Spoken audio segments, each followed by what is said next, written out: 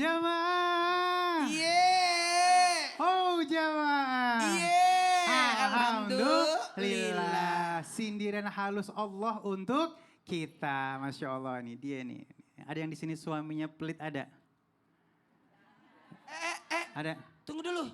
Kan ada dua laki-laki. Kita lihat yuk, ini antara pelit sama perhitungan ya. Definisi suami pelit dan perhitungan sama istri. Kita lihat dulu yuk. Allah, Ustadz. Ya. Kita kalau dipanggil pelit kayaknya pengen berontak hidup. Kayak bilang, saya mah nggak pelit, perhitungan iya. Tapi laki-laki kan harus perhitungan kan, jadi harus paham. Nah ini ada nggak sih sindiran, Allah menyindir, kalau emang benar-benar pelit ya. Kalau misalnya ada suami yang pelit atau ayah yang pelit atau bapak yang pelit sama keluarganya, bagaimana Allah menyindir hal ini, silakan. Terima kasih Bang Ali, tabe guru kami Ustaz Maulana, Ustaz As'ad, para alim ulama yang dimuliakan Allah Subhanahu wa taala. Sindiran Allah selanjutnya ada dalam surah Al-Ma'arij ayat 19. Ba'da qul a'udzu billahi minasyaitonir rajim. Innal insana khuliqa halu'a. Sungguh manusia itu hobinya mengeluh. Idza massahu syarru jazu'a. Kalau lagi dia perasaannya nggak enak, ditimpa sesuatu yang tidak mengenakkan, yang ngeluh aja kerjanya. Wa idza massahul khairu manu'a. Kalau dapat nikmat yang banyak, mengeluhnya hilang, tapi jadi orang pelit. Subhanallah, sifatnya manusia, kata Allah dalam Al-Quran disindirnya tuh. Siapa yang selamat dari dua sifat ini? Illal musallin. Kecuali orang-orang yang sholat. Sholat yang bagaimana? Alladzina hum ala salatihim daimun. Mereka yang menjaga sholatnya, benar-benar khusyuk dalam sholatnya, pikirannya Allah aja. Kalau udah pikirannya Allah, ditimpa sesuatu yang tidak enak, mengeluhnya boleh, tapi mengeluh kepada Allah. Ditimpa sesuatu yang enak, mau pelit, nggak bisa pelit. Kenapa? Semua milik Allah. Bagaimana mungkin saya mau pelit? Orang ini juga dari Allah. Inna lillahi wa inna ilaihi raji'un. Perlu kita ketahui, penyakit paling berbahaya itu adalah pelit. Penyakit paling berbahaya itu adalah bakhil. Sehingga Rasulullah SAW mengingatkan kita untuk jauh-jauh daripada bakhil. Kenapa? Karena bakhil itu mendekatkan kita kepada keburukan. Dan keburukan itu mendekatkan kita kepada nerakanya Allah Subhanahu wa ta'ala. Coba lihat, pangkal dosa itu bisa jadi pelit. Kenapa iblis tidak menyukai adanya Adam? Karena pelit, gak mau bagi-bagi surga. Akhirnya muncul iri hati. Orang iri dengki itu karena pelit, Bu. Subhanallah, pelitan mana coba? Saya punya tasbih, lalu saya ndak mau kasih ke ibu. Itu pelit ya, Bu ya? Saya punya tasbih, saya mau kasih ke ibu. Bapak ini larang. Yang mana lebih pelit? Lebih pelit ini, bukan punya dia kok dilarang. Itu namanya iri dengki. Iri dengki itu pelit itu lebih bahaya ataupun dia pangkalnya daripada iri dengki tadi. Subhanallah. Maka ibu-ibu yang hadir di sini insya Allah tidak ada yang pelit. Amin. Karena pelit itu bukan hanya bicara uang. Pelit waktu. Oh. Nggak mau datang pengajian. Iya, Nggak mau sholat. Pelit kepada Allah. Ya Subhanallah. Allah. Padahal yang ngasih dia rezeki adalah Allah. Giliran kerja ninggalin sholat. Ya Pelit kepada Allah. Waduh, dapat pelajaran baru tuh ya. Ternyata ada pelit waktu juga Iya. ya. Terima kasih Ustaz. Sama-sama. Tepuk tangan dulu. Ah, ya Allah nikmat ya kalau dapat ilmu baru itu nikmat ya Bu ya. Masya Allah tinggal diamalin aja. Baik kita minta ilmunya Ustadz Muhammad Asad. Masya Allah. Nih pernah dengar nggak nih? Ya. Rezeki mah nggak kemana, udah diatur katanya. Gimana? Rezeki mah nggak kemana, udah diatur. Tapi kelihatannya ini akan ada masalah nih dengan kalimat ini. Seakan-akan quotes tapi jadi masalah. Akhirnya orang jadi pada mager Ustadz. Ya, nggak mau usaha. Gak mau usaha, udah jangan ribet-ribet. Kalau emang rezeki lu ntar nyampe. Lah kalau gak kemana-mana gimana mau nyampe tuh rezeki, bener gak? Nah mohon ilmunya Ustaz. Baik, terima kasih Mas Ali. Memang rezeki setiap makhluk ya pada saat dia lahir ke muka bumi itu sudah dipastikan, ditanggung sama Allah. Tapi juga memang manusia itu harus berusaha. Karena rezeki itu ada 3 macam, Bu. Ada berapa, Bu? 3 macam. Yang pertama rezeki yang dijamin. Ibu punya anak, anaknya bawa rezeki, bawa. Pasti setiap anak yang lahir itu bawa rezeki masing-masing. Tapi kalau hanya mengandalkan itu tidak akan maksimal. Ada lagi rezeki yang kedua, yaitu rezeki yang dijanjikan. Dijanjikan untuk siapa? Untuk mereka yang senang sedekah, untuk mereka yang senang berbagi, untuk mereka yang senang membantu orang lain. Karena Allah katakan kalau kita ngebantu teman, maka Allah pun akan ngebantuin kita.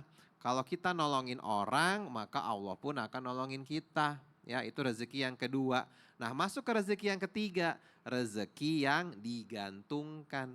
Nah, digantungannya dalam bentuk apa? Dalam bentuk usaha, dalam bentuk ikhtiar. Kalau ibu nggak usaha, mungkin nggak tiba-tiba uang jatuh depan ibu. Nggak mungkin. Nggak mungkin. Ya kan? Ibu mau punya motor misalkan, tiba-tiba tuh motor jalan sendiri ke depan rumah, nggak mungkin ya. Berarti apa? Ada peran usaha, ikhtiar. Allah juga sudah sampaikan di surat Ar-Ra'd ayat 11. Innallaha la yughayyiru ma biqaumin hatta yughayyiru ma bi anfusihim. Sesungguhnya Allah tidak akan merubah nasib suatu kaum, merubah nasib manusia sebelum manusia itu, kaum itu pun berusaha. Sehingga ikhtiar itu harus diutamakan, Bu. Baru setelah ikhtiar kita tawakal. Jangan dibalik, Bu. Tawakal dulu, tidur dulu ya, berharap itu rezeki jatuh ya, rezeki datang ke kita nggak mungkin. Rezeki nomplok. Rezeki nomplok gitu, tiba-tiba ada orang bawain uang ke ibu, bawain makanan, ya kemungkinan besar tidak seperti itu sunnatullahnya. Karena di dunia ini ada yang namanya sunnatullah, ada yang namanya qadarullah. Sunnatullah itu adalah ketetapannya Allah yang sudah pasti terjadi. Ibu bekerja, ibu dapat hasil. Ibu tidur, ibu nggak dapat apa-apa. Itu namanya sunnatullah. Tapi di atas itu ada namanya qadarullah. Ya. Bisa jadi ibu bekerjanya sedikit tapi hasilnya banyak. Kenapa? Karena ibu ada amalan-amalan lain yang membuat Allah ridho. Sehingga qadarullahnya ibu bekerjanya 1, Allah kasihnya 10. Makanya sangat penting saat kita berusaha, saat kita sedang bekerja, maka selalu libatkan Allah dan jadikan Allah sebagai satu-satunya sandaran hidup kita. Hasbunallah wa ni'mal wakil, ni'mal maula wa ni'man nasir. Jadi kalau kita sudah menggantungkan hidup kita hanya kepada Allah, maka apapun yang kita dapatkan, maka kita akan bersyukur kepada Allah. Masya Allah, artinya quotes ini baru berlaku setelah kita ikhtiar. Ikhtiar dulu baru quotes tawakal. ini, Masya Allah. Jadi setelah ikhtiar, rezeki mah kemana? Iya. Jangan rezeki mah gak kemana dulu terus tidur gitu. Itu gak akan kemana-mana tuh rezeki. Tepuk tangan dulu ya, Masya Allah. Tuh, ya Masya Allah jadi berkah ya, Masya Allah ya. Baik, sekarang kita masuk ke dalam segmen curhat dong Ustadz. Iya, kami curhat. Yang mau curhat siapa nih? Ya Allah, bapak-bapaknya pada nunduk aja, kagak mau. Ini dah. Ini dulu, ini nih, ini Masya Allah. Kita ke tengah yuk, sini yuk. Ini kita minta Ustadz Maulana sama Ustadz Syam. Yuk, namanya siapa, jangan lupa tinggalnya di mana. Assalamualaikum warahmatullahi wabarakatuh. Waalaikumsalam warahmatullahi wabarakatuh. Nama saya Ibu Aan Suniawati dari Pengajian Muslimat NU Kecamatan Situraja, Kabupaten Sumedang. Tepuk tangan dulu. Ini pertanyaannya original, asli, real ya. Silakan. Pak Ustadz, saya punya saudara. Dia sering nangis-nangis. Sering nangis-nangis kepada saya. Saudara saya punya anaknya bandel, padahal udah dewasa, udah 28 tahun. Ya ibadahnya nggak ada dia. Kata saya, dia sering nangis, katanya sering dipukul. Berani dia mukul. Anaknya nih ya? Iya, anaknya. Sampai dia nangis-nangis, kan panggilnya Bu Aan. Bu Aan, tolong saya, harus gimana? Anak saya kok tega, nyakitin saya. Semua pekerjaan sama ibunya. Ya, nggak ada sedikit pun. Saya bilang gini, kamu nak jangan ada kata-kata kasar ya, walaupun anak bandel, doain. Kamu sholat hajat. minta tolong sama Allah. Itu nasihatnya. Ya, saya bilang gitu. Ya, Oh. pengen yang lebih tepat kalau dia curhat lagi ke saya. Seperti Harus apa? bagaimana? Aduh, Ustaz sabar lu sabar ya Allah ngapain. Iya. Ustaz tenang dulu, Ustaz siam aja dulu deh kalau gitu. Situ Raja, Sumedang, Jawa Barat. Jawa Barat. Kang Dedi. Ada anak bandel satu nih. Ya Allah. Masukin barak ya. Barak masih ada emang ya? Iya. Jadi Ya. subhanallah, kalau berbicara tentang anak memang dia adalah ujian dari Allah Subhanahu wa taala. Di antara ujian tersebut kadang anak bandel jadi ujian, kadang anak soleh juga ujian. Maka kalau dia adalah ujian, namanya ujian mesti ada lulusnya, ada gagalnya. Lulusnya ibundanya tadi itu adalah dengan sabar dia mendoakan tanpa mengeluarkan kata-kata yang tidak baik terhadap anaknya. Lalu doanya bagaimana? Boleh memperbanyak surah Al-Fatihah. Boleh diyasinin tuh. Bacain surah Yasin karena Yasin itu apapun hajatnya. Jadi bacakan surah Yasin. Boleh juga membacakan Inna anzalnahu fi lailatul qadar. Ya di antaranya lalu menyebut nama-nama Allah tentang anak yang berbakti. Di antaranya nama Allah Al-Bar. Jadi bacakan ya bar, ya bar, ya bar, ya bar, ya bar, ya syahid, ya syahid, ya syahid. Masing-masing 7 kali. Lalu membaca Inna anzalnahu 4 kali. Dititipkan ke ubun-ubunnya. Masalahnya sudah 28 tahun. Jadi bisa jadi memang ada masalah psikologis. Pertanyaan terakhir sebelum guru kami. Mana bapaknya? Sudah pisah. Udah Oh, bisa. sudah bisa. Jadi Baik. semua ngikut sama ibu ya. Silakan. Prinsip anak. Hmm. Kebetulan saya pencinta anak. Iya, anak saya 4, tidak pernah saya marahin anak saya sampai detik ini. Masya Allah. Tidak pernah saya pukul anak saya sampai detik ini. Masya Allah, Masya Allah. 4. Ada 4 sekolah juga saya bina. Tidak boleh ada guru marah sama anak. Prinsip tidak ada anak nakal. Ah, disimpan dulu Dari tuh. awal ibu nakal. Mulut itu doa. Dengerin buat semuanya orang tua dimanapun berada. Tidak ada anak nakal. Hmm. Yang ada karena kurang perhatian. Eh. Pernah lihat anak gitu? Iya. Itu cari perhatian. Bener. Itu cari perhatian. Turun. Kan dia cari perhatian. Iya. Pernah lihat begitu? Itu cari perhatian, Perhatian, bukan betul. nakal. Tidak ada anak bodoh. Kenapa ada anak bodoh? Karena tidak diberitahu. Iya betul. Tidak diajarin. Maka sebaiknya betul kata Ustaz Sam tadi, doakan. Saya kalau pagi-pagi, subuh-subuh tuh berangkat, saya bacakan doa dulu. Ini buat yang di rumah juga boleh praktein. Panggil nama anak ibu sambil Rabbi habli Minas sholihin. sholihin. Jadikanlah anakku anak soleh, Nora. Terus abis itu bacakan betul tadi inna anzalnahu fi lailatul qadar supaya dia tidak dapat pengaruh. Kemudian inna atena kal kausar. 3 itu. Baik. Ada satu lagi. Bisa Bu, kalau ada anak merasa nakal, ambil air, bacakan surah Ali Imran ayat 200. Oke. Ya ayyuhallazina amanu wasabiru warabitu wattaqullaha la'allakum tuflihun, baru minumkan. Jadi Setiap mau dikasih minum anak, buatkan itu. doa orang tua tuh kuat kayak di ru'yah ya sama orang tuanya Ali sendiri Imran ya. ayat 200. Iya. Ayat terakhir. Ya. Baik, terima kasih. Boleh tepuk tangan dulu. Ibu boleh kembali lagi ke sana? Ya, boleh ke sana lagi Ibu. Memang bandel ini, nggak mau balik. Udah Baik, selesai juga. Siapa lagi yang mau curhat? Langsung. Oh, itu di atas yuk. Sini Ibu bisa. Hati-hati, hati-hati. Bentar. Iya, Ibu Ya, turun turun saya. lah. Bisa ya, bismillahirrahmanirrahim. Oh. Ibu nih. Masya Allah, Sini. Ibu. Sini Bu. Baik. Masya Allah. Ustadz Muhammad Asad ya. Silahkan. Bismillahirrahmanirrahim. Assalamualaikum warahmatullahi wabarakatuh. Waalaikumsalam warahmatullahi wabarakatuh. Tuh.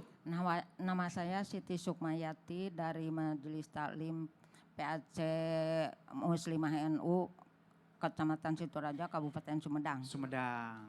Iya. Yang saya mau tanyakan, meskipun tadi bapak-bapak telah banyak memberikan ilmu tentang peribadahan sehari-hari buat saya, Iya. namun maaf saya ingin ingin lebih Jangan dikagetin. Orang lagi konsentrasi. ingin lebih menjelaskan, ingin beri pengharapan, pengharapan dari Bapak Ustadz. Iya, apa itu? Sebagai makhluk menghamba kepada Holiknya, terutama dalam ibadah sehari-hari, yaitu ibadah sholat. Mohon Bapak memberi sedikit doa untuk supaya sholat saya, terutama saya, sholat saya setiap waktu yang wajib, yang kudu, yang kedah teh gitu. Iya. yang wajib. Sholat yang wajibnya. Supaya sangat nggak khusyuk. Emang nggak khusyuknya kenapa? Sampai Biar saya harus langsung cari poin nih. penerjemah. Iya, kalau ngomongin masalah khusyuk kan luas. Nggak khusyuknya kenapa yang sering diingat? Oke, bagus. Tepuk tangan dulu untuk pertanyaannya. Iya. Bagaimana supaya ibadahnya khusyuk? Iya. Oke. Panjang kemana-mana itu doang. Iya, cuma ada penyebabnya nih katanya ini nggak khusyuknya kenapa? ya problem gitu. Problem. Jadi yang Problem apa? bisa Masalahnya apa? Yang paling sering kepikiran masalah anak, masalah anak. Oke, berarti poinnya nggak khusyuk gara-gara mikirin anaknya kenapa? Ya keadaan rumah tangganya yang begini-begini. Begini-begini. Oke. Rumah tangganya begini-begini. Dia orang rumah tangga begini-begini. Iya. Goyang banget ya. Ya biasa deh. Tepuk tangan dulu buat Tepuk Ibu, tangan dulu. luar biasa. Baik, jadi ini yang beliau Ya. pikirkan adalah nggak khusyuknya Nggak ternyata bukan khusyuk. karena apa-apa, bukan Iya. masalah ekonomi, masalah anak dan anaknya karena rumah tangganya begini. Atau ada masalah. Silakan Ustaz. Iya. Baik Ibu, memang setiap sholat itu seringkali kita banyak pikiran Bu.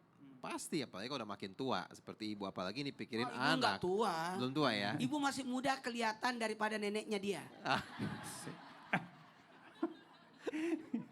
Bercanda maksudnya ya, maaf semakin berumur tentu kan pikiran makin banyak. Nah bagaimana caranya agar bisa sholat khusyuk gitu.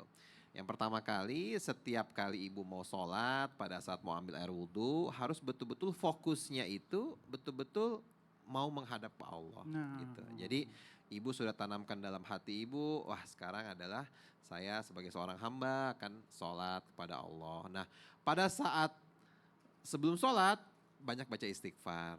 Sehingga syaitan-syaitan itu insya Allah pergi semua tuh. Nah kalaupun tetap kepikiran dan wajar. Bukan hanya pikiran anak. Kadang kunci kesebut hilang aja kita ingatnya waktu sholat. Iya. Nah makanya banyak minta sama Allah agar Allah membuat hati kita khusyuk dan sholat kita insya Allah pun khusyuk. Iya.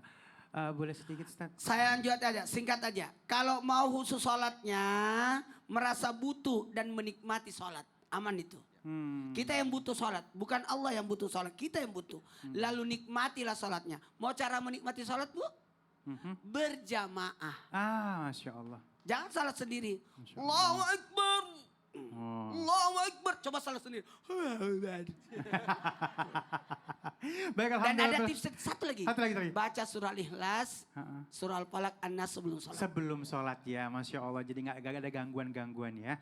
Baik, terima kasih guru-guru yang dimudahkan Allah Subhanahu Wa Taala. Terima kasih jamaah yang sudah hadir. Terima kasih juga untuk seluruh pemirsa di rumah. Selamat beraktivitas. Jamaah. Alhamdulillah. Ya Rasulullah.